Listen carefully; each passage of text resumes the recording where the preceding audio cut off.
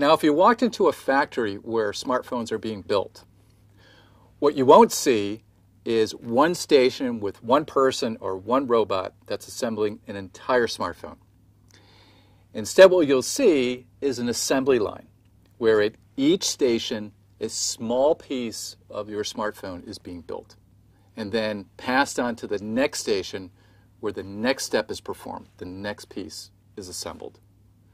Now, this dates back to Henry Ford and the building of automobiles, where instead of having one large bin where an automobile was built, then a small piece of an automobile was built step by step.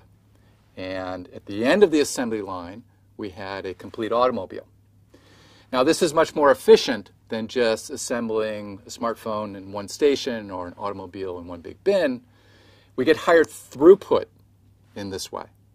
Once we have our assembly line filled with automobiles or smartphones in various stages of assembly, then every time we now move the assembly line forward, we're putting out an automobile or we're putting out a smartphone.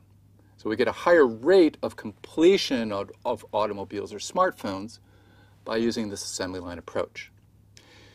Now, we do the same thing with computers.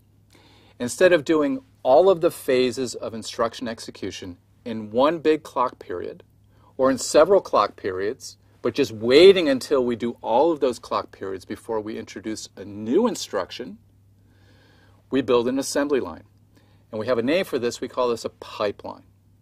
So in this module, we're going to talk about the idea of a pipelined LC3 processor.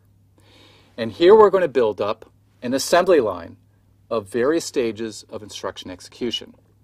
So first we'll start with the very first stage, which is instruction fetch, where we simply, in one clock cycle, we read an instruction from memory.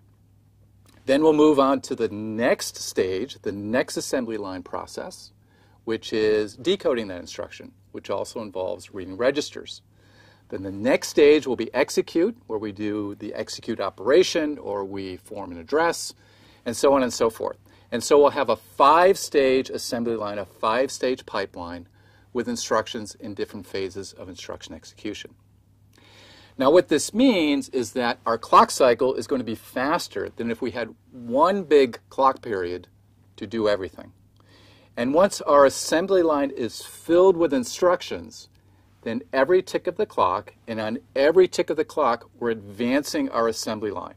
So at every rising edge of the clock, the instruction moves from instruction fetch into decode, and behind that we fetch the next instruction.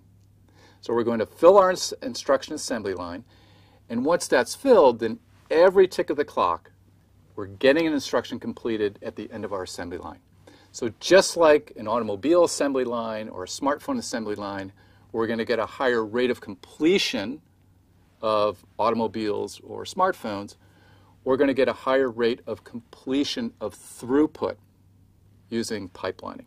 So we're going to have higher instruction throughput, a higher number of instructions completed in a given clock period, and that's also going to result in a lower CPU execution time.